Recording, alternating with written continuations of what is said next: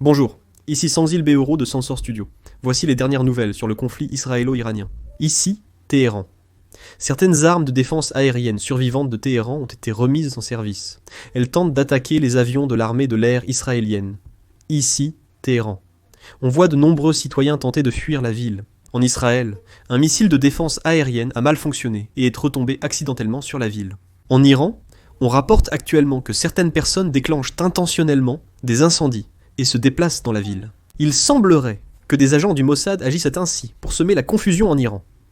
Les patrouilles du Basij sont à leur trousse. Le corps des gardiens de la révolution islamique d'Iran a annoncé que désormais, l'ensemble des villes et installations israéliennes seraient des cibles militaires légitimes. D'après le New York Times, le président Trump a quitté précipitamment le sommet du G7 pour rentrer aux États-Unis et gérer une situation au Moyen-Orient. Ces mesures au Moyen-Orient impliqueraient une intervention dans le conflit Iran-Israël. Selon le New York Times, le président Trump considérerait aussi d'appuyer une attaque contre le site nucléaire iranien de Fordo. Selon les rapports, seules les bombes anti-bunkers américaines peuvent atteindre cette installation.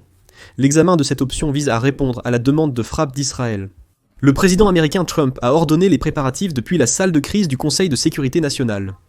Selon le secrétaire à la défense Hegseth sur Fox News, des mesures fortes seront prises pour défendre les intérêts et les actifs américains au Moyen-Orient, ainsi que pour protéger les citoyens américains. 4 autres ravitailleurs aériens américains sont en route à travers l'Atlantique. Hier, 32 appareils ont été redéployés en Europe, et il est prévu que 4 autres le soient également. Le secrétaire à la défense des États-Unis a annoncé le déploiement de ressources supplémentaires dans la zone du commandement central américain, pour renforcer la défense et protéger les forces américaines dans la région. L'ambassade de Chine en Israël a recommandé de quitter immédiatement Israël par les postes frontières terrestres. La Russie a ordonné à ses ressortissants présents en Israël d'évacuer.